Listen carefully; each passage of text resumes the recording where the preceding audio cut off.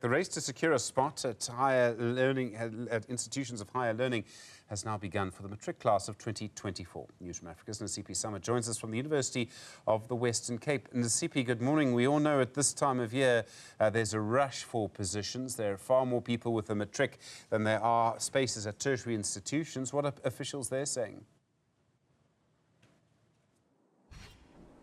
Well, Stephen, that is indeed true. Now that the dust of the matric results has settled, another battle for the matric class of 2024, where we are going to be seeing more than 600,000 of those matriculants who passed their matric in 2024 going to higher learning institutions, to some of them applying last minute and others registering. And as you put it, the number of matriculants or the number of grade 12 pupils that matriculated last year and the limited space at higher learning institution is going to be quite the challenge for them. We do know that there's also been an increase of 6.9 when it comes to bachelor passes, and we are indeed at the University of the Western Cape, joined by Hasant now, the manager for media and marketing.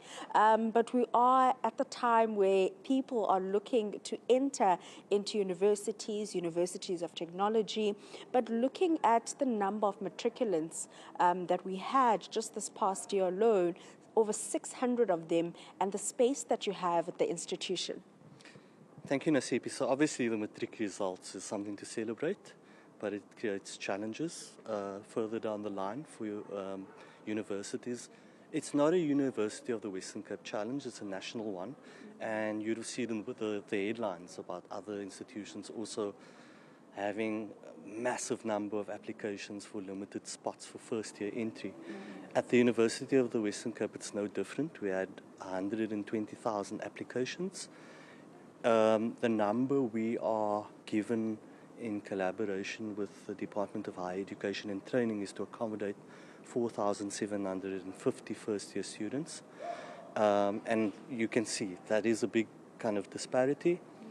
But it's important that across the 26 universities, that's not where the journey ends for many of them, the class of 2024.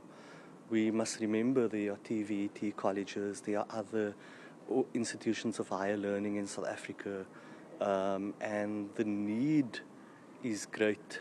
But there are other solutions, and those TVET colleges can also become a stepping stone for postgrad study at a university like ours. We're always looking to recruit postgraduate students for honours and masters and, in fact, PhD programs. So the door is never closed. The door of learning is never closed. We are seeing quite a number of pupils or people walk through the gates of UWC, some with documents already at hand, others with their parents. Talk to us about what is currently happening now. Is it late applications? Are people registering? So it's a beautiful day. It might seem very passive, but behind the scenes there's a lot of work going down. On the first day that the matric results were announced, we had made 7,000 offers already.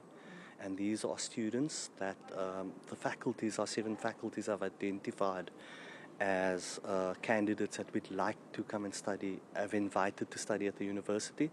They now need to make that decision.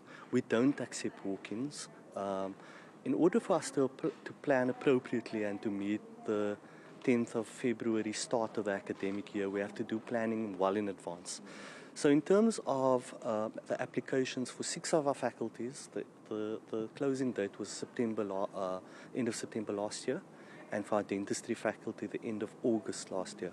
And walk-ins then become an additional challenge, so we've stopped that practice, as have many universities in South Africa, because it's also an unfair practice when people have made the effort to apply on time and to meet the deadlines and the requirements. So there's a buzz going on. As we speak, the faculties are busy. We're preparing for the academic year. We're excited. We've got a new Vice-Chancellor. And yeah, we're looking forward to welcoming the class of 2024 to study at the university. And I think I'm going to go back to that important conversation. The demand for higher learning institution, or space rather, is quite high, looking at the number of matriculants that were received and the increase that we should be celebrating of bachelor passes as well. But going back to that conversation of TVET colleges, how important is it to amplify this conversation? I think it's quite an important conversation. It's not a University of the Western Cape conversation, it's a national conversation. And our new Vice-Chancellor, Professor Robert Balfour, made the point yesterday when he was introduced to the media for his first public engagement. He said that there's scope creep. In other words, there are too many institutions offering the same programs. And this is why an institution like the one next door, the Universities of Technology, becomes an important thing. We need people in different disciplines in South Africa. We talk about smart cities, but are we preparing the new generation of students for jobs that don't exist in the space of AI, in the space of virtual reality? So we pride ourselves in graduate employability at the University of the Western Cape. For example, we're one of the few to offer a program in e-skills with this virtual reality and augmented reality.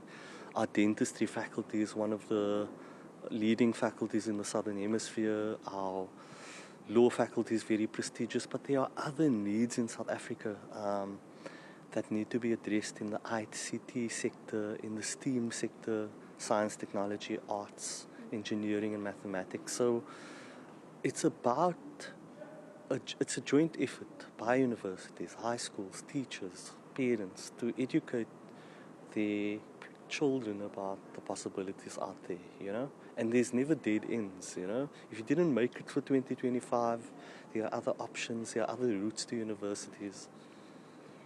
Talk to us about the makeup of the students that you have at the University of the Western Cape. It's bittersweet, and I'll tell you why. We have a proud tradition of first-generation students coming to study at the University of the Western Cape, because we are a fairly new institution. We have a very progressive past, and we pride ourselves in terms of access, of being an access university. What that means is we have the second lowest fee structure in South Africa, so we rely quite heavily on subsidies from government and other funding sources. But it's about giving students who otherwise wouldn't be able to afford a university education the chance to study at one of the top higher education institutions in Africa. We are consistently rated in the last decade by the Times Higher Education rankings in the 600 to 800 top performing universities in the world. So it's about how do we as the university then support the student from entry to graduation with support services, mental health and well-being, food security, access to tutors, the student experience, making it a place where you can live and learn. And then, quite important, some of the popular faculties or courses that people usually apply for. I know that it is, registration period now, gearing ahead towards the start of the academic year. But those popular courses that people tend to, head towards or apply for. Yeah, so one of the obvious popular choices is the BA route, because it's a gateway to many other disciplines that you can later specialize in. Our law faculty is very popular. We get thousands of applications for a limited number of spots. And then our economic and management sciences faculty with the BCom programs also gets a lot of interest for the world of commerce. And then our world-class faculty of dentistry, very limited spots because it's such a specialized discipline and you need specialized equipment for each student. So those are some of the popular programs, but students must actually do their research. We actually go out to high schools to tell them about the array of programs available. And we pride ourselves also, I mentioned it earlier, in now looking at the future, the AI space. Can we plug young people into the jobs that don't exist yet, but will create solutions to address sustainable development goals? to make this a better world, you know, as a global institution. We'll unfortunately have to leave it there. Hasant there from the University of the Western Cape, talking to us about the plans that they have and the fact that the doors are currently open for those that had applied in time at the University of the Western Cape, currently registering, and also talking about that all-important figures, the number of space that they have at the institution as opposed to the about 120,000 applications that they received, but also touching on the very important conversation of broadening the horizon and amplifying the conversation of grade 12 pupils and matriculants expanding higher learning institution and going to TVET colleges to make those applications and studying there, looking at the disciplines and career paths that they want to take, but also touching on the fact that many students can come back for postgraduate studies at various institutions after having studied at TVET colleges. Thank you very much indeed, Nasiphi. I do appreciate that update.